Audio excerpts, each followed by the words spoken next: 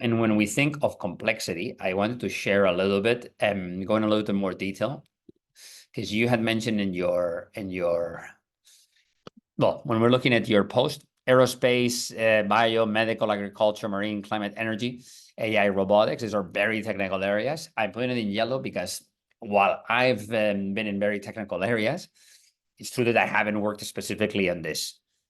Strong science engineering background. Okay, in red, that's not my, I'm a lawyer plus MBA. That should have been an engineer, but I would have been a bad technical engineer. I would have been a good business engineer.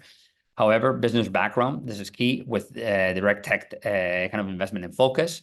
And then deep structured mind and passion for scale and impact are also important. I just wanted to show you a little bit here, sharing a little bit of my, let me just make this a little bit bigger, of examples. Okay, it's a little bit hard, but here, this 4D printing project. You know 3D printing, you probably heard it, four-dimensional printing. The fourth dimension is time. I out of nowhere, well, it was a team, but I had to do the heavy punching here. Okay, working with Borker and Bruce, but I was the one driving the whole team, driving a bunch of PhDs that were tough nuts to crack. Okay, very, very technical people are very complex to manage. But we build a whole structure to explain the different materials, the different optionalities, trying to break down into what can be created, what is a dynamic structure, where are the areas that will make sense to build this, and how to scale this into a business. There's a lot of slides here. It's more or less important. Okay, but the key thing here is how I brought it down from incredibly complex material that the PhDs were building with, rightly so. They were very focused on the technical side, on the scientific side, and how to generate business opportunities, how to map them, how to discuss them. Okay, this was a little bit the slide that I built on which areas to focus on and which should be the priority and how to scale them. Very, very traditional PowerPoint, but this is the power of translating super technical material into business material.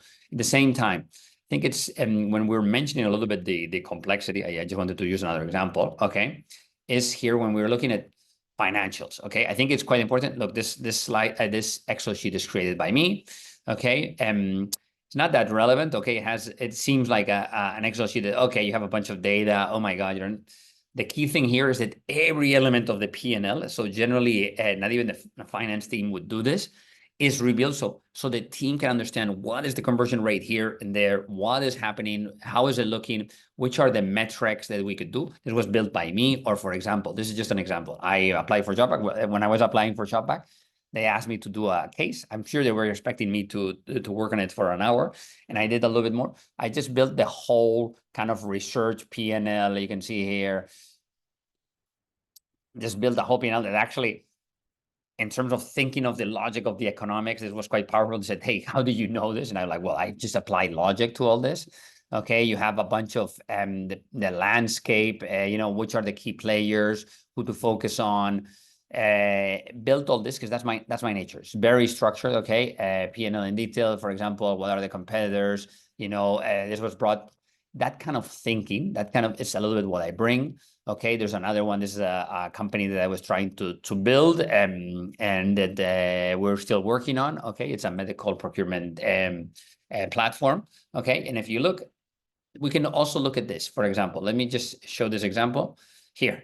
I'm working now with BC with several angel investors, and this is what we got from one of the companies, one of the startups. This crappy PDF as a business case. What did I do? Apologies. Broke it down into, okay, let me take those numbers, let me break it down into what can be this simple metrics that we're trying to break down. And what are the questions? Hey, looking at the percentages, this makes sense that actually the COGS goes down to 2%. How is this even possible? And a bunch of unit economics, this kind of mindset of breaking it down into you give me the data and I'll break it down into what's logical and what's not logical. I think that's quite powerful when you're trying to scale companies and trying to break it down and say, hey guys, actually, these are the small components that will deliver the growth. And that can be quite interesting. So I'm leaving it here, and I just wanted to kind of address the topics that you were bringing up in terms of areas that you're focused on. And if you would want to talk, that would be great. If not, I completely understand.